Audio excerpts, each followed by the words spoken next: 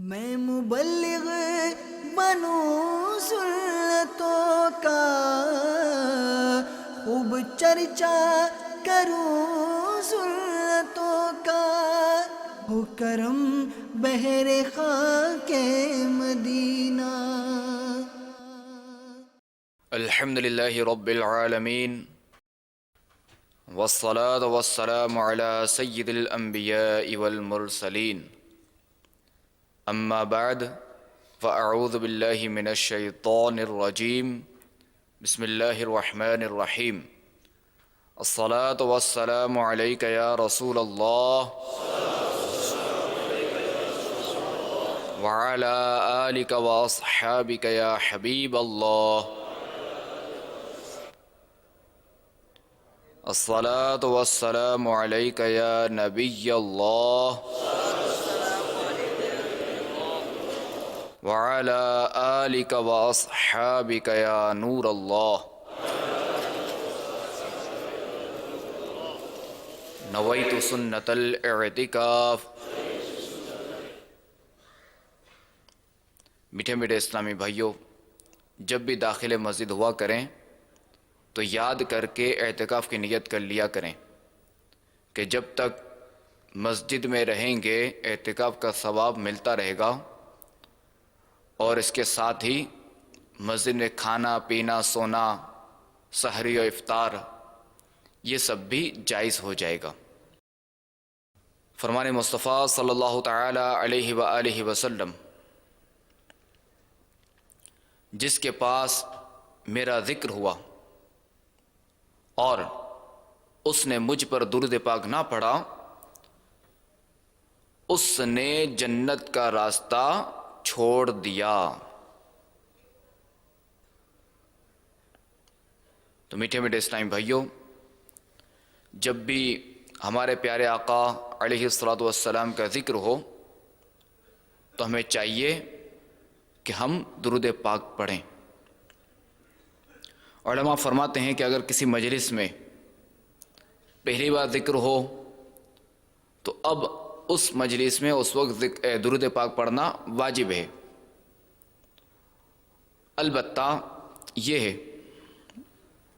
کہ جب جب ذکر ہوتا رہے تب تب درود پاک پڑھا کرے۔ اور بعض بزرگان دین رحمہم اللہ المبین کا یہ بھی طریقہ رہا ہے کہ اگر دوران ذکر جیسے پہلی بار تو پڑھ لیا، ایک بار تو پڑھ لیا جو کہ واجب تھا وہ ادا ہو گیا، اب اگر دوبارہ نہ پڑھ سکے تو اب وہ کیا ہے کہ ایسا موقع نہیں ہے کہ اب وہ درود پاک پڑھیں۔ اب جیسے نعتیہ کلام ہے، اب اس میں چونکہ اگر درود پاک پڑھنے بیٹھیں گے تو وزن ٹوٹے گا،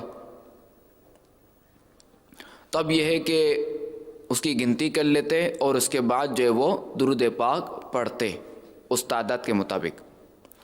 صلو علی الحبیب صلی اللہ تعالی علی محمد وعلی آلہ وصحبہ وبارک وسلم، صلاۃ و سلاما علیک یا سیدی یا سیدی یا مکی یا مدنی یا عربی یا قرشی یا ہاشمی یا مطلبی یا رسول اللہ۔ آج انشاءاللہ عز و جل ہم جنت کے بارے میں کچھ سنیں گے کہ جنت کیا ہے، جنت کہاں ہے، جنتیں کتنی ہیں، جنت کی منزلیں، جنت کے پھاٹک، جنت کے باغات، جنت کی عمارتیں، جنت کی نہریں، جنت کے چشمے، اہل جنت کی عمریں، اور اہل جنت کو جو سب سے بڑی نعمت ملے گی اس بارے میں بھی انشاءاللہ سنیں گے۔ تو آئیے بیان سے پہلے جو ہے وہ نیتیں کر لیں۔ فرمان مصطفیٰ صلی اللہ تعالی علیہ وآلہ وسلم، مومن کی نیت اس کے عمل سے بہتر ہے۔ تو نیت کر لیجئے کہ انشاءاللہ عز و جل نگاہ نیچی کیے توجہ کے ساتھ بیان سنوں گا۔ میں بھی نیت کرتا ہوں کہ انشاءاللہ عز و جل اعلاء کلمت الحق کروں گا، نیکی کی دعوت دوں گا اور برائی سے منع کروں گا۔ صلو علی الحبیب، توبوا الی اللہ، صلو علی الحبیب صلی اللہ تعالی علی محمد۔ میٹھے میٹھے اسلامی بھائیوں اور مدنی چینل کے ناظرین، اللہ تبارک و تعالی نے اپنے بندوں کو اچھے اچھے اعمال کرنے کی بدولت، یعنی اچھے اچھے اعمال کا بدلہ دینے کے لیے اور انعام دینے کے لیے اپنے فضل و کرم سے جو شاندار مقام تیار کر رکھا ہے، جو کہ آخرت میں ملے گا، اس کا نام جنت ہے، اور اسی کو بہشت بھی کہتے ہیں۔ جنت میں ہر قسم کی راحت، شادمانی یعنی خوشی اور فرحت کا سامان موجود ہے۔ سونے، چاندی اور موتی اور جواہرات کے لمبے چوڑے اور اونچے اونچے محل بنے ہوئے ہیں، اور جگہ جگہ ریشمی کپڑوں کے خوبصورت و نفیس خیمے لگے ہوئے ہیں، اور ہر طرف جنت میں ہر طرف طرح طرح کے لذیذ اور دل پسند میووں کے گھنے، شاداب اور سایہ دار درختوں کے باغات بھی ہیں، اور ان باغوں میں شیریں پانی، ایک تو میٹھا ہوتا ہے نا، جب مٹھائی زیادہ ہو نا تو اسے شیریں کہا جاتا ہے، وہ مٹھائی جو دل کو بھائے، ورنہ تو اگر کوئی چینی کھا لے، کوئی شکر کھا لے تو اسے کوئی شیریں نہیں کہتا، تو وہ مٹھائی جب وہ اپنے دل کو بھائے، لذت زیادہ محسوس ہو تو اسے کہتے ہیں شیریں۔ تو بہرحال جنت میں شیریں پانی، نفیس دودھ، عمدہ شہد اور شراب طہور کی نہریں بھی جاری ہیں ان باغات میں، اور قسم قسم کے بہترین کھانے، طرح طرح کے پھل فروٹ صاف ستھرے اور چمکدار برتنوں میں یہ بھی تیار رکھیں،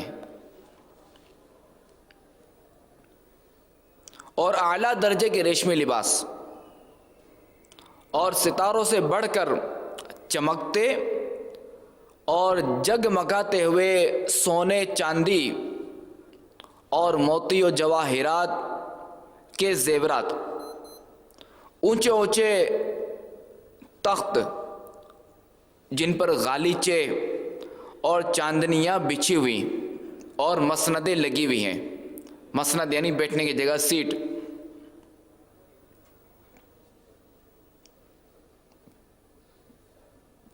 اور عیش و نشاط کے لیے دنیا کی عورتیں اور جنت کی حوریں ہیں جو بے انتہا حسین و خوبصورت ہیں۔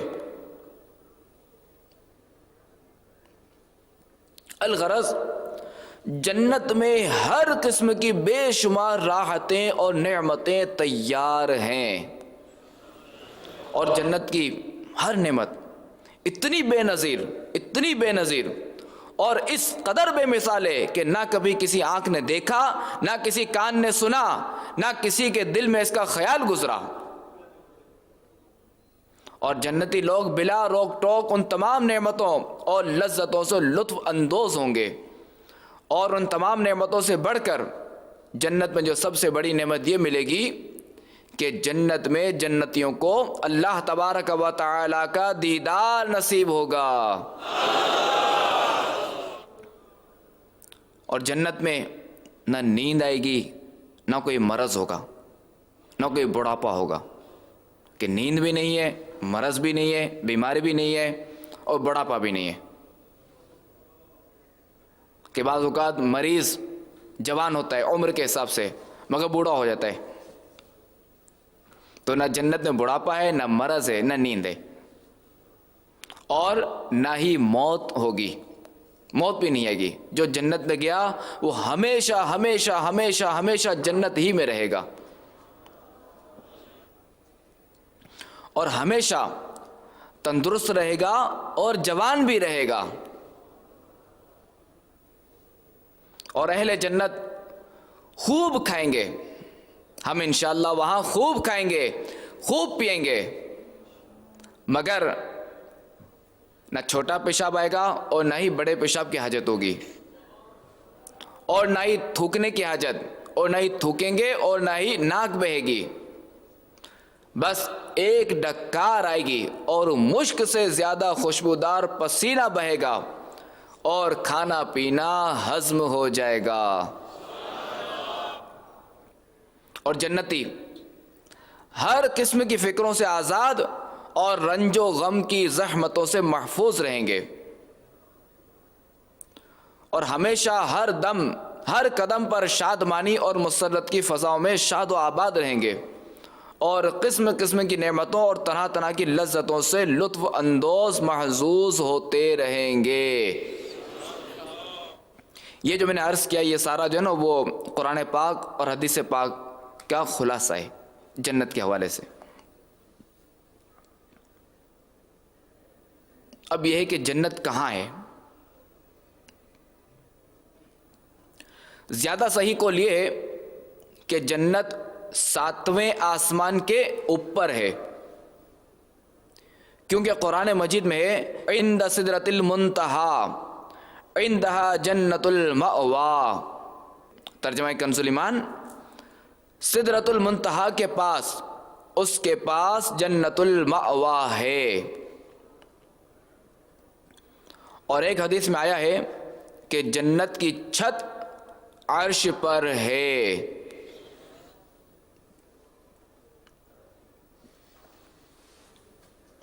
جنتوں کی تعداد 8 ہیں. جنتوں کی تعداد کتنی ہے؟ 8. دار الجلال, دار القرار, دار السلام, جنت عدن,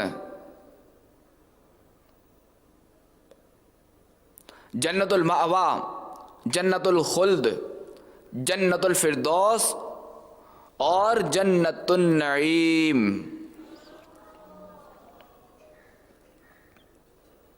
حدیث پاک میں ہے کہ جنت کے 100 درجے ہیں, اور ہر 2 درجوں کے درمیان 100 برس کی راہ ہے. یعنی ہر 2 درجے 100 درجے ہیں, اور ہر 2 درجوں کے درمیان 100 یعنی 100 سال کا سفر ہے. یعنی ہر 2 درجوں کے درمیان کتنا فاصلہ ہے.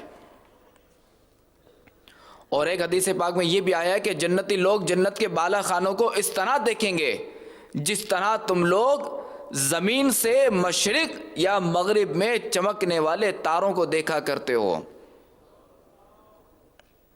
یعنی ہم زمین پہ ہیں نا, ہم جب بلندی اس طرح اوپر کی طرف دیکھتے ہیں ستاروں کی طرف, اب چاہے کوئی ستارہ مشرق کی طرف ہو یا چاہے کوئی مغرب کی طرف ہو, حالانکہ یہ ستارہ بہت دور ہے, بہت دور ہے, مگر اللہ تعالیٰ کی شان ہے, اللہ تعالیٰ کی قدرت ہے کہ اس نے آنکھ بھی کیسی نعمت عطا فرمائی ہے کہ بندہ اس کے ذریعے کیا کیا دیکھ لیتا ہے, کتنی دور کی چیز دیکھ لیتا ہے. اور ہمیں محسوس ایسا ہوتا ہے جیسے ہمارے بہت قریب ہے, جیسے 100 منزلہ عمارت ہو, بلکہ 8 منزلہ عمارت ہو, ہم یوں دیکھتے ہیں ہمیں بالکل نظر جھٹکے میں نظر آ جاتی ہے. مگر جب اس طرف ہم جانے کا ارادہ کریں, جب جائیں اس طرف تو کتنا وقت لگتا ہے. آج کل تو لفٹ وغیرہ ہے مگر ہر جگہ لفٹ نہیں ہوتی, اور جب پیدل چلیں سیڑھیوں پر چڑھتے ہوئے تو کتنا وقت لگتا ہے. مگر نظر کا کمال دیکھیں کہ لمحہ بھر میں یہ دیکھ لیتی ہے, یہ پہنچ جاتی ہے. حدیث پاک میں ہے کہ جنت کے پھاٹک اتنے بڑے بڑے ہیں کہ اس کے دونوں بازوؤں کے درمیان 40 برس کا راستہ ہے. جنت کے پھاٹک اتنے بڑے ہیں کہ 40 برس 40 سال کا راستہ ہے ان پھاٹکوں کے درمیان. مگر جب جنتی جنت میں داخل ہونے لگیں گے تو ان پھاٹکوں پر ہجوم کی کثرت سے تنگی محسوس ہونے لگے گی.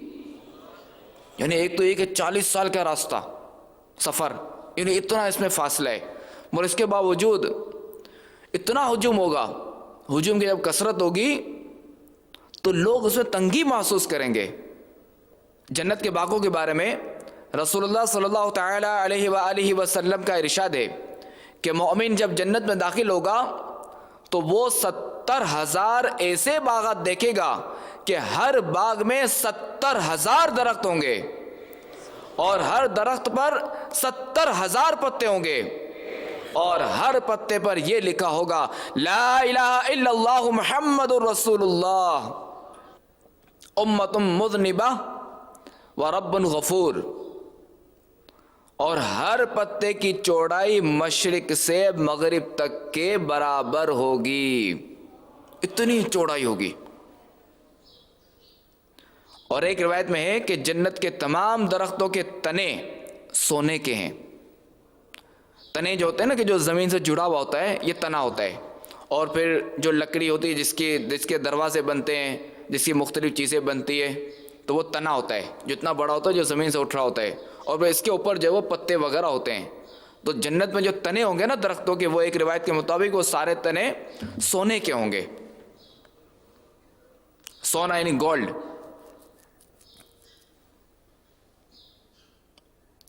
جنت کی عمارتوں میں ایک اینٹ سونے کی اور ایک اینٹ چاندی کی ہے، اور اس کا گارا نہایت ہی خوشبودار مشک ہے، اور اس کی کنکریاں موتی اور یاقوت ہیں، اور اس کی دھول زعفران ہے۔ اور یہ بھی مروی ہے کہ بعض عمارتیں نور کی اور بعض عمارتیں یاقوت سرخ یاقوت کی اور بعض عمارتیں زمرد کی ہیں۔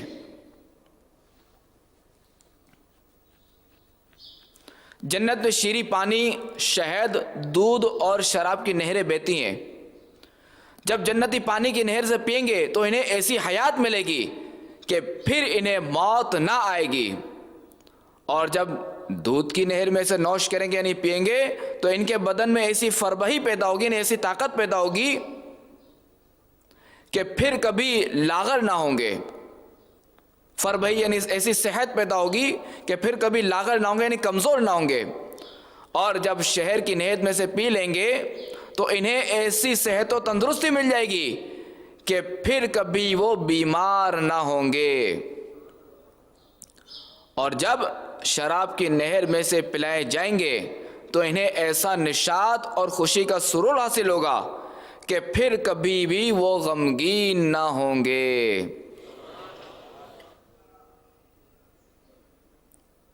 اور یہ چاروں نہریں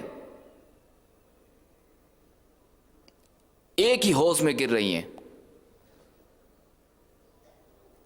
جس کا نام ہے حوض کوثر،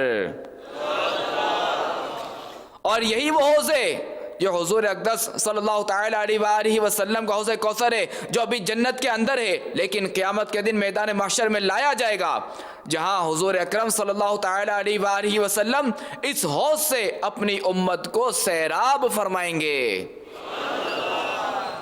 یعنی یہ حوض ابھی جنت میں، مگر بروز قیامت یہ میدان محشر میں لایا جائے گا، اور ہمارے آقا علیہ الصلوۃ والسلام اپنی امت کو اس سے سیراب فرمائیں گے۔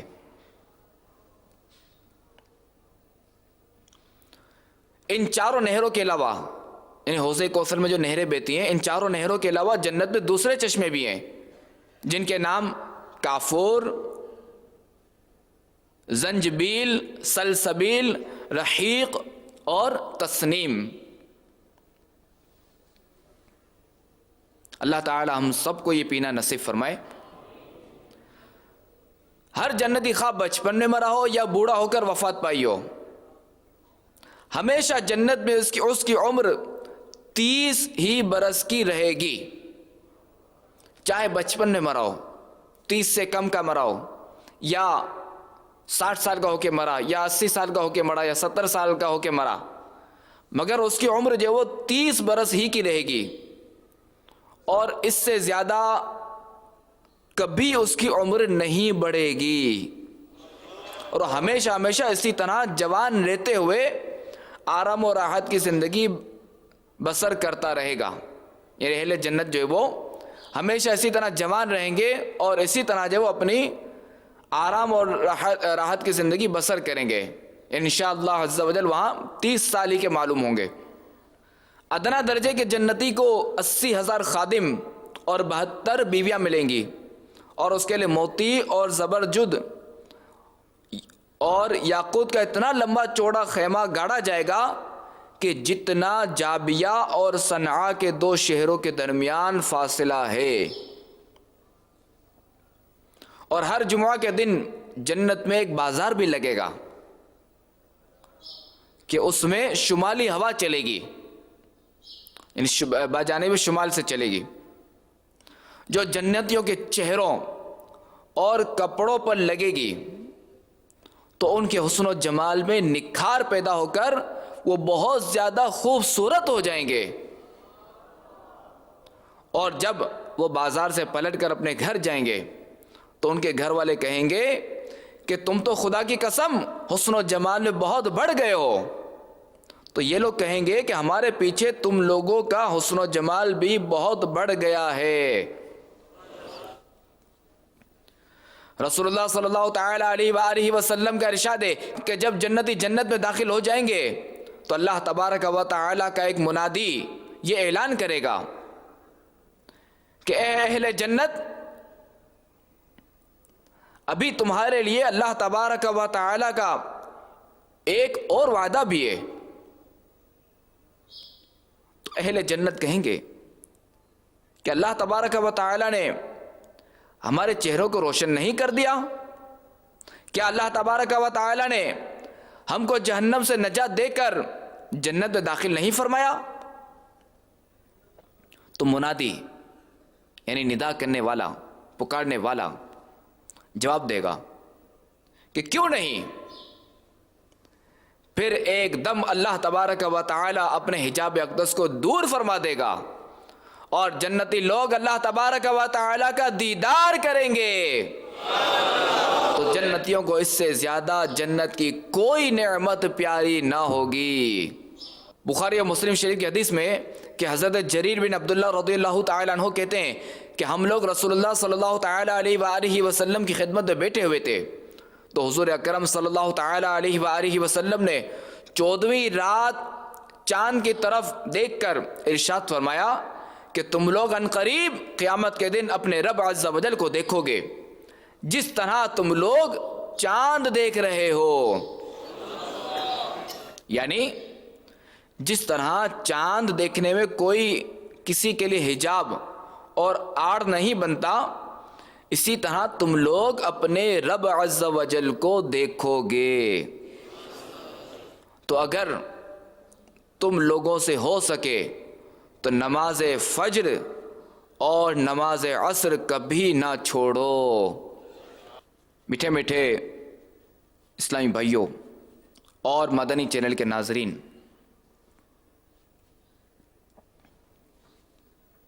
یاد رہے کہ جنت میں صرف وہی داخل ہوں گے جو دنیا سے اپنا ایمان سلامت لے کر جائیں گے۔ اگر خدا نہ خواستہ معاذ اللہ کسی کا خاتمہ کفر پر ہوا تو وہ ہمیشہ ہمیشہ جہنم میں رہے گا۔ یعنی یہ میں مسلمانوں کے لیے بات کر رہا ہوں کہ دنیا میں مسلمان مگر نزاع کے وقت اگر ایمان سلب کر لیا گیا، نزاع کے وقت اس کا خاتمہ کفر پر ہوا، اس کا برا خاتمہ ہوا، کفر پر اس کی موت واقع ہوئی، تو اب وہ جنت میں نہیں جائے گا، اب وہ ہمیشہ ہمیشہ جہنم میں رہے گا۔ تو اے میرے میٹھے میٹھے اسلامی بھائیوں اور مدنی چینل کے ناظرین، ہم نے جنت کے بارے میں جو سنا، یقیناً ہر مسلمان کی تمنا ہے، ہر ایک کی تمنا ہے کہ ہمیں یہ نعمتیں ملیں، ہم اس جنت میں داخل ہوں، ہم اپنے رب عز و جل کا دیدار کریں جنت میں۔ تو اس کے لیے ایمان سلامت لے کر جانا ضروری ہے۔ تو علماء فرماتے ہیں کہ جسے اپنے ایمان کے ضائع ہونے کا خوف نہیں ہوتا، اندیشہ ہے، خطرہ ہے کہ بوقت نزا یعنی موت کے وقت اس کا ایمان چھین لیا جائے۔ تو ہمیں چاہیے کہ ہم ہر نماز بعد اپنے ایمان کی سلامتی کے لیے دعا کرتے رہیں کہ ایمان ہے تو سب کچھ ہے۔ جیسا کہ حالانکہ غوث اعظم علیہ رحمۃ اللہ الاکرم کتنے بڑے ولی تھے، غوثیت کبریٰ کے مقام پر فائز تھے، مگر کیا فرماتے ہیں کہ میری عید اس وقت ہوگی جب میں اپنا ایمان قبر میں سلامت لے کر جاؤں گا۔ تو میٹھے میٹھے اسلامی بھائیوں، یاد رہے کہ الحمدللہ عز و جل ہم مسلمان تو ہے، مگر ہمیں مرنا بھی مسلمان ہی ہے، نہ کہ کفر پر۔ اللہ تعالیٰ سے دعا بھی کرتے رہنا چاہیے اور نیک اعمال کرتے رہنا چاہیے، گناہوں سے بچنا چاہیے کہ گناہ چاہے صغیرہ ہو یا کبیرہ، چھوٹا ہو یا بڑا، ہر گناہ سے بچنا چاہیے۔ آپ نے دیکھا ہوگا یا سنا ہوگا، یا اگر نہ کسی نے دیکھا نہ سنا تو کم از کم ایک عقل کہتی ہے، ایک عقل کا تقاضا ہے، ہمارا دماغ کہتا ہے، ہمارا ذہن کہتا ہے کہ جس کے پاس یہ تھوڑی سی عقل ہے کہ ایک چنگاری پورا گودام راکھ کر سکتی ہے۔ ایک چنگاری کہیں بھی آپ دیکھیں گے آگ لگ جاتی، معمولی سی ایک چنگاری ہوتی ہے اور کپڑے کا پورا گودام جلا دیتی ہے، لوگوں کے گھروں کے گھر جلا دیتی ہے۔ بعض اوقات آپ سنتے ہوں گے جنگلات جل جاتے ہیں، تو یہ تھوڑی کہ باقاعدہ پوری آگ لگتی ہے، ایک چنگاری ہوتی ہے جو یہ آگ کا سبب بنتی ہے اور پورے جنگل کے جنگل جلا دیتی ہے اور سارا جنگل راکھ کر دیتی ہے۔ تو یاد رہے کہ گناہ صغیرہ بھی، ایک چھوٹا گناہ بھی ایمان کی بربادی کا سبب بن سکتا ہے۔ تو لہذا چاہیے کہ ہر چھوٹے سے چھوٹے گناہ کو بھی ہلکا نہیں جاننا چاہیے، اس سے بھی بچنا چاہیے۔ صغیرہ گناہ تو دور کی بات ہے، افسوس کہ آج مسلمان ہونے کے باوجود جو اس پر فرائض ہیں، جو اس پر واجبات ہیں، مسلمان ان فرائض سے دور ہے۔ مسلمان پر جو احکام لازم کیے گئے، جو اعمال لازم کیے گئے، مسلمان اس سے دور ہے۔ آج مسلمان اس کو حکم ہوا کہ اپنے حبیب، اپنے نبی کی اتباع کرو، اللہ و رسول کا حکم مانو، اپنے نبی کی اتباع کرو، یعنی ان کے طریقوں پر چلو۔ مگر افسوس کہ مسلمان آج غیروں کے طریقوں پر چل رہا ہے۔ مسلمان غیروں کے طریقوں پر چلتے ہوئے گناہوں میں مبتلا ہے۔ مسلمان غیروں کے طریقوں پر چلنے کو فخر محسوس کرتا ہے، حالانکہ مسلمان فخر اس وقت محسوس کرے کہ جب جن کا کلمہ پڑھتا ہے ان کے طریقے پر چلے، تب فخر محسوس کرے، فخر بھی محسوس کرے اور استقامت کی دعا بھی کرے اور سجدہ شکر بھی ادا کرے کہ اللہ تبارک و تعالیٰ تیرا شکر ہے کہ تو نے مجھے اپنے حبیب صلی اللہ تعالیٰ علیہ وآلہ وسلم کی اتباع نصیب کی۔ آج ہماری مسجدیں ویران ہیں، حالانکہ ہر مسلمان جانتا ہے کہ نماز فرض ہے، کہ دن میں 5 وقت کی نماز فرض ہے، مگر ہماری مسجدیں ویران ہیں۔ رسول اللہ صلی اللہ تعالیٰ علیہ وآلہ وسلم ارشاد فرماتے ہیں کہ اسلام کی بنیاد 5 چیزوں پر ہے۔ اس امر کی شہادت دینا کہ اللہ کے سوا کوئی سچا معبود نہیں اور محمد صلی اللہ علیہ وسلم اس کے خاص بندے اور رسول ہیں، اور نماز قائم کرنا اور زکوٰۃ دینا اور حج کرنا اور ماہ رمضان کا روزہ رکھنا۔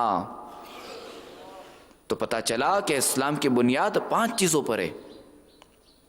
اس میں نماز بھی ہے.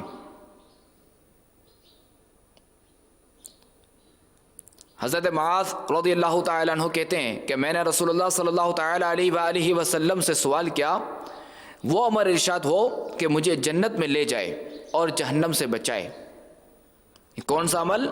کہ وہ عمل ارشاد ہو، وہ عمل مجھے ارشاد فرمائیے کہ جو مجھے جنت میں لے جائے اور جہنم سے بچائے. تو فرمایا اللہ تعالیٰ کی عبادت کر اور اس کے ساتھ کسی کو شریک نہ کر، اور نماز قائم رکھ، اور زکوٰۃ دے، اور رمضان کا روزہ رکھ، اور بیت اللہ کا حج کر. اور اس حدیث میں یہ بھی ہے کہ اسلام کا ستون نماز ہے.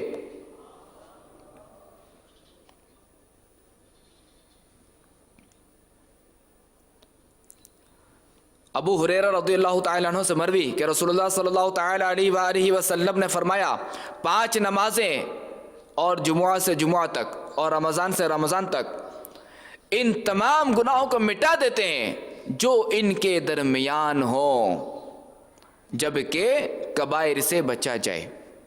یعنی 5 نمازیں 5 نمازوں کے درمیان، جمعہ سے جمعہ کے درمیان، اور ایک رمضان سے دوسرے رمضان کے درمیان. یہ 5 نمازیں بھی، یہ جمعہ سے جمعہ بھی، اور یہ رمضان سے رمضان بھی ان تمام گناہوں کو مٹا دیتے ہیں، یعنی گناہ صغیرہ کو مٹا دیتے ہیں، جبکہ ان کے درمیان کبائر سے بچا جائے، یعنی کبیرہ گناہوں سے بچا جائے. چونکہ انسان خطا و نسیان کا مرکب ہے، الانسان مرکب عن الخطاء والنسیان، کہ انسان خطا اور بھول کا مرکب ہے. تو بتقاضۂ بشریت انسان سے گناہ ہو جاتے ہیں. اگر گناہ ہو تو اس سے فوری توبہ کرے، کہ گناہ جب ہو جائے تو فوری توبہ کرنا واجب ہے. اور روایتوں میں آتا ہے کہ التائب من الذنب کمن لا ذنب لہ، یعنی گناہوں سے توبہ کرنے والا ایسا ہے کہ جیسا کہ اس نے گناہ کیا ہی نہیں.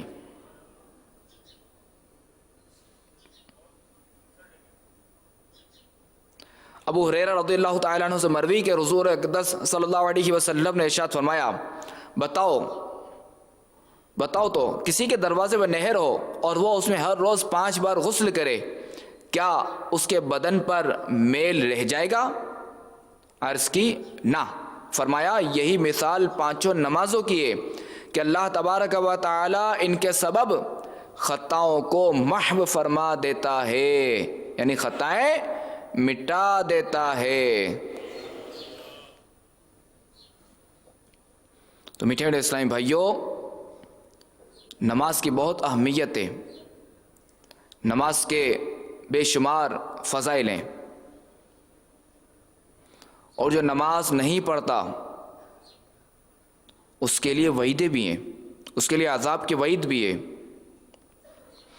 کہ ہمارے آقا علیہ الصلوۃ والسلام نے فرمایا کہ جس نے قصداً نماز چھوڑی جہنم کے دروازے پر اس کا نام لکھ دیا جاتا ہے. یعنی جس نے جان بوجھ کر نماز چھوڑی تو اس کا نام جہنم کے دروازے پر لکھ دیا جاتا ہے. ذرا غور فرمائیے کہ آج اگر کسی کا نام کسی پولیس اسٹیشن میں لکھ دیا جائے، تھانے میں لکھ دیا جائے، وہ کتنا پریشان ہوتا ہے، سو کتنی اپنی عزت کی فکر ہوتی ہے. کیا میرا نام تھانے میں لکھ دیا گیا ہے؟ تھانے میں جو کوئی نام لکھا ہے تو عزت سے تھوڑی لکھا جاتا ہے، اس لیے تھوڑی لکھا تھا بھائی ماں بدولت کو مٹھائی دو، اس لیے تھوڑی لکھا جاتا ہے تھانے میں نام. یہ تھانے میں جو نام لکھا ہے تو وہ برائی، بطور برائی لکھا جاتا ہے. تو اگر کسی کا نام تھانے میں لکھ دیا جائے، پولیس اسٹیشن میں لکھ دیا جائے تو پریشان ہو جاتا ہے، عزت کا سوال ہو جاتا ہے اس کے لیے، اتنا پریشان ہوتا ہے. مگر اسے چاہیے کہ اس پہ غور کرے کہ جس نے جان بوجھ کر نماز چھوڑی تو اس کا نام جہنم کے دروازے پر لکھ دیا جاتا ہے. شیخین نے عثمان بن ابی العاص رضی اللہ تعالی عنہ سے روایت کی کہ حضور صلی اللہ تعالی علیہ وآلہ وسلم فرماتے ہیں جس دین میں نماز نہیں اس میں کوئی خیر نہیں. بیہقی حضرت عمر رضی اللہ تعالی عنہ سے راوی کہ رسول اللہ صلی اللہ تعالی علیہ وآلہ وسلم فرماتے ہیں جس نے نماز چھوڑ دی اس کا کوئی دین نہیں. نماز دین کا ستون ہے. رسول اللہ صلی اللہ تعالی علیہ وآلہ وسلم نے فرمایا جس نے نماز پر محافظت یعنی مداومت کی یعنی ہمیشگی کی حفاظت کی قیامت کے دن وہ نماز اس کے لیے نور اور برہان اور نجات ہوگی، اور جس نے محافظت نہ کی اس کے لیے نہ نور ہے نہ برہان نہ نجات، اور قیامت کے دن قارون فرعون حامان اور ابی بن خلف کے ساتھ ہوگا۔ الامان والحفیظ۔ ترمذی عبداللہ بن شقیق رضی اللہ تعالی عنہ سے راوی کہ صحابہ کرام علیہم رضوان کسی عمل کے ترک کو کفر نہیں جانتے سوا نماز کے۔ تو میٹھے میٹھے اسلامی بھائیوں، پتہ چلا کہ نماز فرض ہے، اور ہم میں سے ہر ایک مسلمان پر، ہر عاقل بالغ مسلمان پر 5 نمازیں فرض ہیں۔ تو نیت کیجئے کہ ہم انشاءاللہ عز و جل 5 وقت کی نمازیں با جماعت ادا کریں گے، اور با جماعت بھی ادا کریں گے اور تکبیر اولیٰ کے ساتھ بھی ادا کریں گے، اور انشاءاللہ عز و جل ہم خود بھی جنت میں جائیں گے اور دیگر کو بھی لے جائیں گے جنت میں، دیگر کو بھی جنت کی دعوت دیں گے۔ کیسے؟ ہم خود بھی مسجد میں جائیں گے نا نماز کے لیے، تو دیگر مسلمان جو نماز کے لیے نہیں جا رہے، ہمارے سامنے نہیں جا رہا، وہ جماعت کھڑی ہونے والی ہے، وہ ہمارے سامنے بیٹھا ہوا ہے، تو ہم اس کو انشاءاللہ عز و جل حسن اخلاق کے ساتھ، نرمی کے ساتھ، اچھے طریقے سے اس کو نماز کی دعوت دیں گے کہ بھائی نماز کا وقت ہو گئے، چلے اسلامی بھائی نماز کا وقت ہو گیا ہے، جماعت کا وقت، جماعت میں اتنے منٹس باقی ہیں، آئیے نماز پڑھ لیجئے۔ یاد رکھیے، اگر کسی کی دعوت پر، اگر آپ کی دعوت پر اگر وہ بے نمازی تھا اور اس نے آپ کی دعوت پر لبیک کہتے ہوئے اس نے نماز پڑھی اور اب وہ نمازی بن گیا، تو یاد رہے کہ جب تک وہ نماز پڑھتا رہے گا اس کا ثواب آپ کو بھی ملتا رہے گا، چاہے آپ زندہ ہوں یا قبر میں ہوں، آپ کو اس کا ثواب ملتا رہے گا۔ الحمدللہ عز و جل دعوت اسلامی کے مدنی ماحول میں ایسی پیاری پیاری باتیں سکھائی جاتی ہیں۔ دعوت اسلامی کا مدنی ماحول نیکی کی دعوت عام کرنے کا جذبہ دیتا ہے۔ دعوت اسلامی کا مدنی ماحول گناہوں سے بچنے اور گناہوں سے بچانے کا ذہن دیتا ہے۔ تو میٹھے میٹھے اسلامی بھائیوں اور مدنی چینل کے ناظرین، آپ اس مدنی ماحول سے عملاً وابستہ ہو جائیے اور خوب نیکیاں کما کر اپنی قبر روشن کیجیے اور جنت میں داخلہ لیجیے۔ اللہ تبارک و تعالی ہمارا ایمان سلامت رکھے، خاتمہ بالخیر فرمائے، آمین بجاہ النبی الامین صلی اللہ تعالی علیہ وآلہ وسلم۔ صلو علی الحبیب صلی اللہ تعالی علی محمد۔ میں مبلغ بنوں سنتوں کا، خوب چرچا کروں سنتوں کا، ہو کرم بہر خاک مدینہ۔